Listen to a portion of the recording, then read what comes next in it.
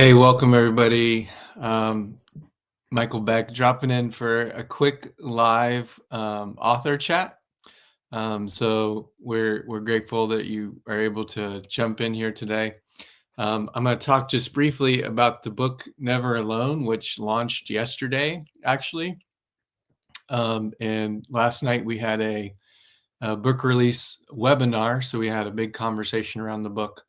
And there's a lot of energy and excitement about it. And I want to just come on quickly, share a little bit about the book, some of the big ideas, the main ideas, and encourage you to check it out, share it with friends. And we're designing kind of a cohort of people that are excited about creating community in the midst of a pandemic of loneliness. And so I also want to invite you to be a part of that. So what I'm going to do is share some big ideas from the book briefly. If you have a thought, comment, question, please pop that in the comment section, and I'll try to answer those live in real time. First, I want to just invite everyone to check out the Substack. If you're not on my Substack, I do a weekly, usually, reflection that comes out. A lot of times it'll be based on the projects I'm working on.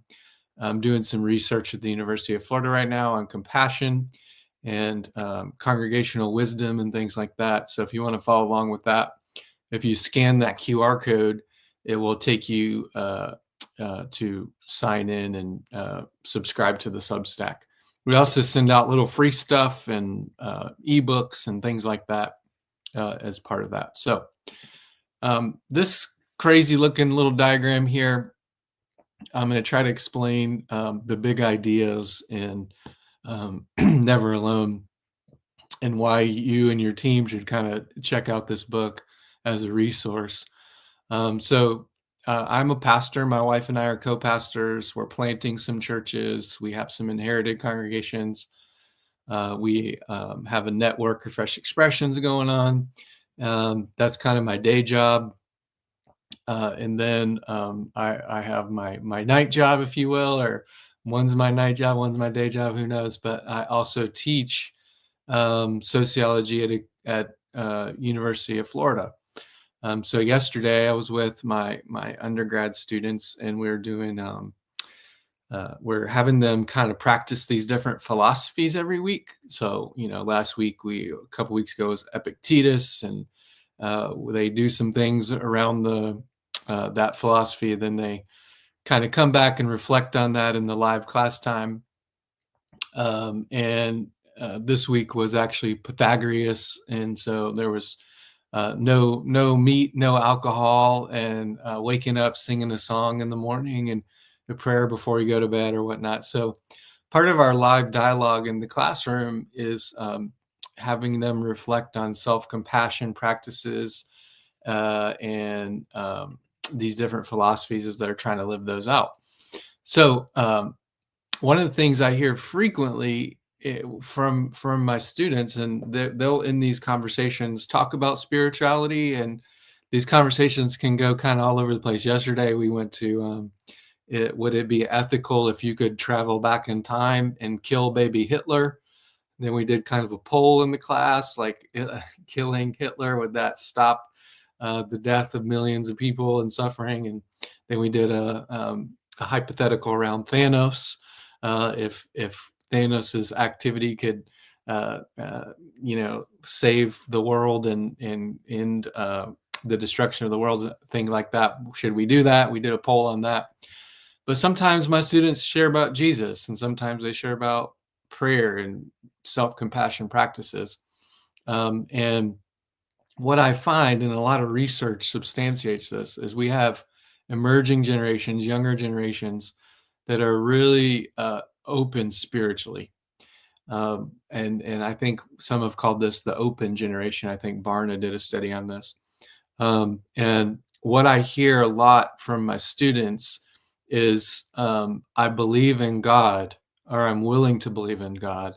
I just don't believe in the church. Right. And I don't know if any of you have heard that before, but that's what I hear a lot. I believe in God. God, yeah, probably. Jesus, maybe. Church, nope, hard no, right? And yet, they're spiritually open in ways that even previous generations have not usually typically been open. So the book Never Alone, we're in an epidemic of loneliness and isolation. And for every book, I try to have like central scripture passage and a central kind of metaphor that we're using. And in this book, the central image is the church and the community, what the Bible calls koinonia, which is a gift to the world. So it's about an ecclesiology of gift. My mentor and I, Mike Moynihan, have written about this, but that the church is to be blessed and broken and given to the world. Um, and in an epidemic of loneliness and isolation, right, where people die every day from loneliness, we have this one unique gift, communal life in Jesus, that can heal, that can restore people in relationship with God and one another. And wouldn't it be sad and selfish if we just kind of wait back in our stained glass cathedrals when we know we have this gift of community that we can go out and share in the world? And what I hear my students longing for is that community, and they're creating that community and not finding that community, not finding that koinonia in the church. There's this crazy thing at University of Florida. We have the Plaza of the Americas, and every day people are out there sitting on blankets in circles doing improv, or sitting on a blanket doing some yoga, having Bible studies. There's a lot of student ministry groups happening. And there's also this gentleman who shows up a couple times a week with a bullhorn and some posters and kind of pass out tracts, and has this kind of propositional message. If you accept basically what he's saying, you'll get this kind of post-mortem situation where you get to go to heaven with Jesus and whatnot. And there's this juxtaposition, right? There's young people sitting on blankets talking about Jesus and creating community. There's this person with a bullhorn proclaiming this message, right? And I'm always thinking, if he would just go sit on the blanket and listen and build relationships. And that's really what we're doing with a movement like Fresh Expression. So in the book, there's a couple key concepts, and one is loneliness. And loneliness is an emotional experience, right? It's a subjective feeling that we experience when we are in a state of isolation. Isolation is the overarching kind of social condition. And while we are the most connected generation ever in human history, so we have these technologies connecting us all the time, we've never really been more alone. And so I look at a lot of research in the book of around technology and such. But loneliness is a God-given instinct that when we're hungry or we're thirsty, we know our body needs to drink, our body needs to eat. Loneliness is that God-given alarm system that helps us realize, oh, I need community. I need to lean into community, right? But when you're in the death spiral of loneliness, you typically don't move towards community. You draw back from community. And so there's different kinds of loneliness. There's the intimate loneliness that we want a close confidant, an intimate partner, someone we can share a deep mutual bond with. There's that relational, social loneliness that we're yearning for quality friendships and social companionship. And then there's that collective loneliness, which is kind of the hunger for a network or community of people, or a hive that we're part of. And really, the church can offer all of those. The gift of the church can offer that. And so in the book, I also distinguish between solitude, where solitude is that intentional practice we choose to be alone and apart with God. So we draw away into God to experience communion. And in the book, I use a lot of Thomas Merton's thinking around this, where true solitude is not about moving out of the world. It's about moving inward to move upward and to unmask the false self, so that we can move fully, truly into relationship with others, and we can be our fullest self in those relationships. And so what I do in the book is try to reframe the good news that the church has, which is supposed to be good news of great joy for all people. And what I have is students telling me this sounds kind of like bad news. Sounds like basically the message is God is good, but you suck. There's nothing you can do about it, and you're terrible. But there's this really good God who punished the hell out of his God the Son on the cross, and through that act of divine child abuse, if you just accept that, then you can go to heaven and you get this post-mortem golden ticket, and you don't have to go to hell for all eternity. And that does not sound like good news. And it's not the message of Jesus. It's not the good news that Jesus proclaimed. Jesus wasn't walking around saying, hey, accept me or you're going to burn in hell for all eternity. He was walking around saying, hey, come and follow me. Let me show you how to do life. Come into a relationship with me. Are you weary and burdened and alone? Come and I'll give you rest for your souls. Come and yoke with me. My yoke is light. And it's an invitation. The good news, the way that I reframe it in the book is that you can really describe it in 3 words: good, alone, together. And that the Bible tells a story about a humanity that is good, right? That's our original goodness made in the image of God, every human being made in the image of God. There's an original trauma that occurs, so there's a fragmenting of that relationship, which kind of separates us from ourselves and from God. We're hiding naked in the garden.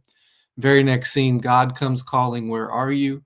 Trying to put back that relationship and trying to restore the original goodness, the imago Dei. That's Latin. Let me spell it out for you. IMAGODEI. So the first act of diversity and inclusion is God's creation of humanity, and every person is an image bearer made in the image of God that reflects the image of God.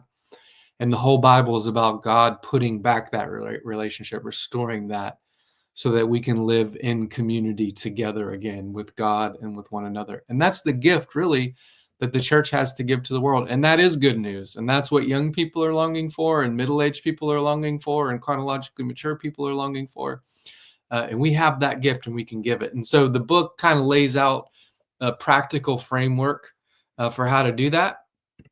And through the Fresh Expressions movement, which is a movement where we're not waiting back for people to come and get the gift, we're moving out into the world and offering it in kind of every nook and cranny of life, cultivating communal life in Jesus in those ordinary everyday spaces where people gather to do life.